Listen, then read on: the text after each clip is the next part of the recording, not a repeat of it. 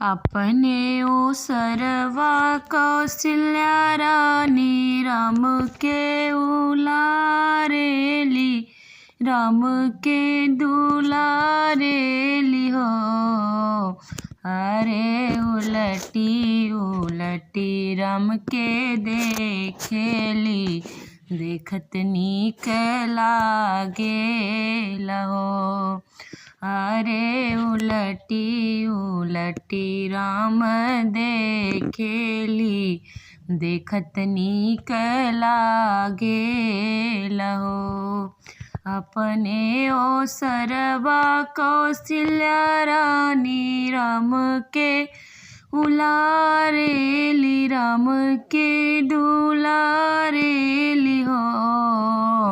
अरे उलटी उलटी राम के देखेली, देखत नीक लागेला हो।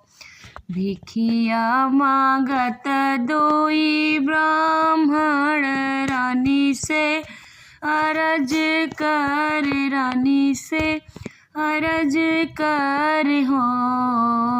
रानी कवना कवन तप कैलू त रामा गोदी बेहसेल हो।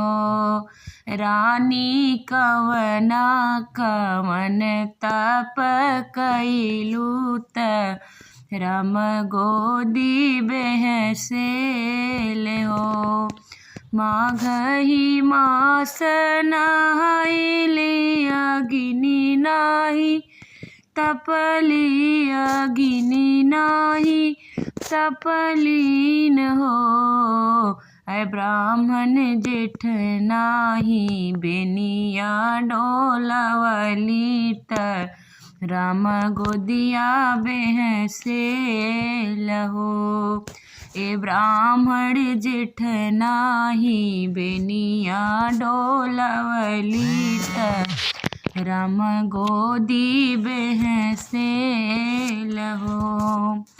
कार्तिक मास हमहु नहाइली तुलसी दियना बरली, तुलसी दियना बरलीन हो।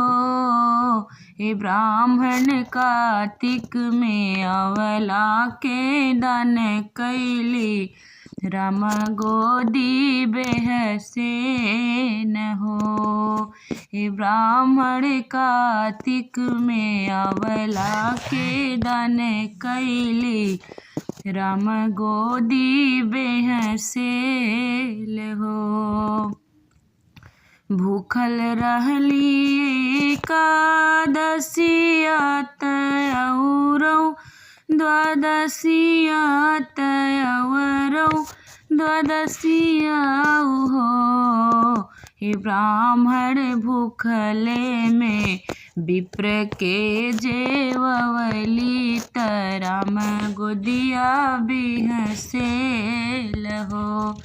हे विप्र भूखले में विप्र के जेवली त राम गोदिया बेहसेल हो।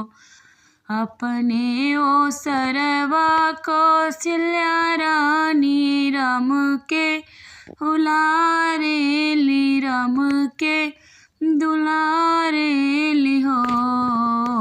अरे उलटी उलटी राम के देखेली, देखत नीक लागेल हो।